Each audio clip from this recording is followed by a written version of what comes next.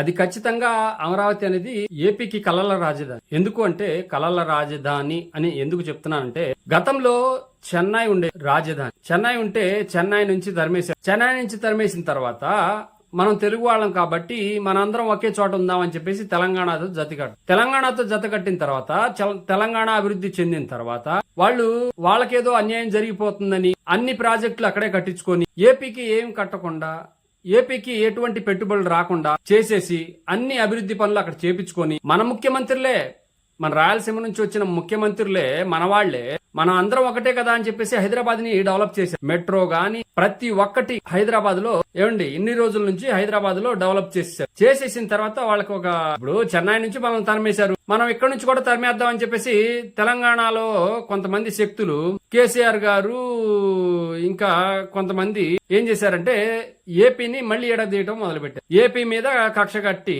ఏపీని ఎట్లాగైనా విడదీసేయాలి, మాకు జాబులు లేవు, మేము వెనకబడిపోయి ఉన్నాము, మేము మా పరిపాలన మేము చేసుకుంటాం, మా రాష్ట్రం సపరేట్ గా కావాలి అని చెప్పేసి మాట్లాడి కారాలు మిరియాలు నూరుతూ ఎప్పుడు వాళ్ళకేంటంటే రాజకీయ పరంగా వాళ్ళకి ఉద్యోగం దొరకలేదని ఏపీని ఎడదీసేయాలి, నేను ముఖ్యమంత్రి చేసేయాలి కేసీఆర్, ఇట్లా ప్రజల్ని రెచ్చగొట్టి చాలా మంది స్టూడెంట్ వాళ్ళ మనోభావాలను రెచ్చగొట్టి మనకు అన్యాయం జరుగుతుందని చెప్పి వాళ్ళని రెచ్చగొట్టుతూ అక్కడ చాలా మంది చనిపోయారు. ఆ తర్వాత సోనియా గాంధీ గారు పదే వీళ్ళు తెలంగాణను విడదీయాలని చెప్పేసి పదే చెప్పటం వల్ల అక్కడ తెలంగాణలో కొంతమంది వెనకబడిన వాళ్ళు మనకి ఉద్యోగాలు రాకుండా చేస్తున్నారు, ఆంధ్ర వాళ్ళు మొత్తం తెలంగాణ మొత్తం వాళ్లే ఆక్రమించేసుకున్నారు అని చెప్పేసి మాట్లాడి చాలా మంది మనోభావాలు దెబ్బతి చాలా పోరాటాలు చేసి ఆఖరికి వాళ్ళ సొంత ప్రాణాలు కూడా చాలా మంది పోయినాయండి. ఆ తర్వాత మళ్ళీ తెలంగాణ సపరేట్ అయిపోయి ఇప్పుడు ఏపీకి వచ్చాం.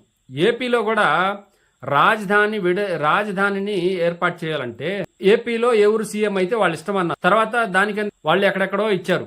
కానీ అప్పట్లో ఉన్న ముఖ్యమంత్రి గారు చంద్రబాబు నాయుడు గారు ఏపీకి మరలా ఇటువంటి సంఘటనలు జరగకుండా ఒకటే రాజధాని ఉండాలి ఏపీ మొత్తానికి అని చెప్పేసి మధ్యలో పెట్టారు అమరావతి రాజధాని. అప్పుడు జగన్మోహన్ రెడ్డి గారు చప్పట్లు కొట్టారు, సపోర్ట్ చేస్తున్నాను, ప్రజల్లో నాకు రెచ్చగొట్టడం ఇష్టం లేదు అని చెప్పేసి మాట్లాడిన తర్వాత ఏం చేశారంటే ఆయన అధికారంలో రాగానే 3 రాజధానులు అని చెప్పారు. 3 రాజధానులు అయిపోయింది. తర్వాత అధికారం పోగానే విజయవాడ రాజధాని అన్నారు. తర్వాత విజయవాడ రాజధాని పోయింది. తర్వాత ఏం చేశారంటే మావిగన్, మళ్ళీ మేము అధికారంలో రావడానికి మావిగన్ అంటున్నారు. ఇటువంటి కుట్రలు చేస్తూ రాష్ట్రాన్ని సర్వనాశనం. ఇప్పుడు 15వ సంవత్సరం అంటే 15 సంవత్సరాలు అవుతుంది, ఇప్పుడు దాకా రాజధాని లేదు. ఇప్పుడు ఉన్న ప్రభుత్వం, కూటమి ప్రభుత్వం అమరావతిని రాజధాని చేసి శాశ్వతంగా రాజధాని చేసి ఏ రాష్ట్రానికి లేని కర్మ మన రాష్ట్రానికి వచ్చింది. ఏంటంటే ఒక రాష్ట్రానికి రాజధాని పెట్టి అది మళ్ళీ మార్చకుండా బిల్లు చేయాల్సి వచ్చింది కేంద్రంలో. అయినా సరే గ్యారంటీ లేకుండా జగన్మోహన్ రెడ్డి గారు బెదిరియటం మొదలుపెట్టారు. ఇంకా మావిగా నుంచి వాళ్ళు ఏదైతే అమరావతిని రాజధాని చేస్తూ బిల్లు ఎలా అయితే ప్రవేశపెట్టారో మేము కూడా అలాగే ప్రవేశపెట్టి దీన్ని క్యాన్సిల్ చేస్తామని చెప్పి బెదిరించడం మొదలుపెట్టారు. అంటే ఎవరికి బలం ఉంటే వాళ్ళు మార్చేస్తారు. రాష్ట్రాన్ని మొక్కలు చేస్తుంది ఎవరు? రాష్ట్రాన్ని సర్వనాశనం చేసేది ఎవరు? ఇన్ని రోజులకి అమరావతిలో ఏ ఒక్క బిల్డింగ్ కట్టలేదు, అంతా గ్రాఫిక్స్ చూపిస్తున్నారు అని చెప్పేసి జగన్మోహన్ రెడ్డి గారు వైఎస్ఆర్సీపీ పార్టీ ఎప్పుడు లేచి చూసినా అక్కడ మునిగిపోతా ఉంది, అడవి పెరిగిపోతా ఉంది, ఇదంతా కుట్ర, ఇదంతా గ్రాఫిక్స్ అని చెప్పి ప్రజలను ఓటేయకుండా చేయాలని చెప్పి ఇప్పటికీ ప్రయత్నిస్తానే ఉన్నారు. కూటమి ప్రభుత్వం తలుచుకొని అమరావతి రాజధాని దీన్ని మేము పూర్తి చేస్తామని చెప్పేసి ఫస్ట్ ఫేజ్ పూర్తి చేస్తామని చెప్పేసి 2028కి ఓపెన్ చేస్తామని చెప్పారు. కాబట్టి ఇప్పుడు అక్కడ ముందుగా ఎమ్మెల్యేలు, ఎమ్మెల్సీలు వాళ్ళ క్వార్టర్స్ రెడీ అయిపోయినాయి. 12 అంతస్తులు, 12 టవర్లు కట్టారు, ఆల్రెడీ రెడీ అయిపోయింది. రేపు ఆగస్టు 14వ తారీఖున అది ఓపెన్ చేస్తా ఉన్నారు. అది ఆ కళ నెరవేరుతుంది. ఏంటంటే గత ప్రభుత్వం వైఎస్ఆర్సీపీ పార్టీ అమరావతిని ఎంత దిగజార్చాలో అంత దిగజార్చేసింది.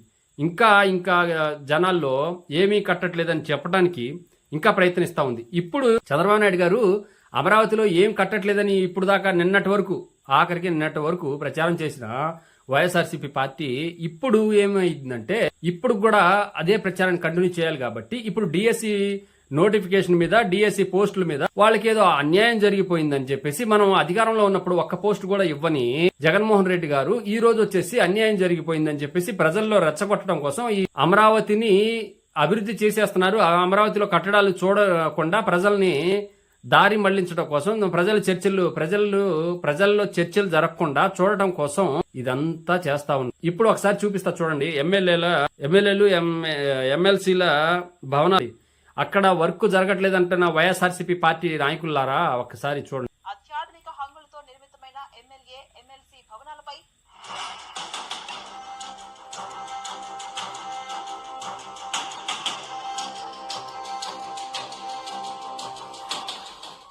ప్రజా రాజధాని అమరావతి రాజధాని ప్రాంతం ఇక కళకళలాడబోతాం. ప్రజా ప్రతినిధులు ఈ ప్రాంతంలో నివాసానికి అన్ని ఏర్పాట్లు కూడా పూర్తయ్యాయి.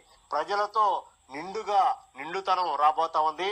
ఈ ఎమ్మెల్యేలు ఎమ్మెల్సీల గృహ సముదాయాలు ఎలా ఉన్నాయి, ఎలాంటి సదుపాయాలు కల్పించారు, ఏ ఏర్పాట్లు జరుగుతా ఉన్నాయి అనేది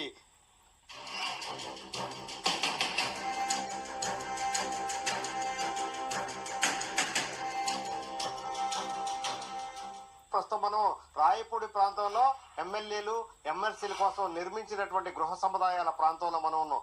బహుళ అంతస్తులతో నిర్మాణమైనటువంటి ఈ టవర్ల ని చూడొచ్చు మనం. ఇక్కడ మొత్తం అమరావతి రాజధాని ప్రాంతానికే ఒక కళ వచ్చినట్టుగా ఇక్కడ నిర్మాణాలు అయితే కొనసాగుతున్నటువంటి పరిస్థితి. సుమారు 10.5 ఎకరాలలో ఎమ్మెల్యేలు ఎమ్మెల్సీల నివాస సముదాయాన్ని నిర్మించారు. మొత్తం 12 టవర్లతో సిల్ట్తో పాటు 12 అంతస్తులతో వీటిని తీర్చిదిద్దినటువంటి పరిస్థితిని ఇక్కడ మనం చూడొచ్చు. ప్రతి అంతస్తులోనూ 2 చొప్పున మొత్తం 288 విశాలమైనటువంటి నివాస గృహాలని పూర్తిగా నిర్మాణం అయితే పూర్తయింది. ఒక్కొక్క గృహం సుమారు 3,500 చదరపు అడుగుల విస్తీర్ణంలో ఈ నిర్మాణాలు అయితే పూర్తి చేసినటువంటి పరిస్థితి ఉంది. ఈ నెల 13వ తేదీన ముఖ్యమంత్రి నారా చంద్రబాబు నాయుడు వీటిని సాధారణ పరిపాలనా శాఖకి అధికారికంగా అప్పగిస్తారు. అనంతరం వారి కేటాయించినటువంటి ఎమ్మెల్యేలకి ఎమ్మెల్సీలకి ఎవరెవరికి ఏ గృహాలని కేటాయించారనే దిశగా వారికైతే తాళాలు అప్పగిస్తారు. అనంతరం ఎమ్మెల్యేలు ఎమ్మెల్సీలు చాలా ఘనంగా అధికారికంగా గృహప్రవేశాలు చేస్తారు.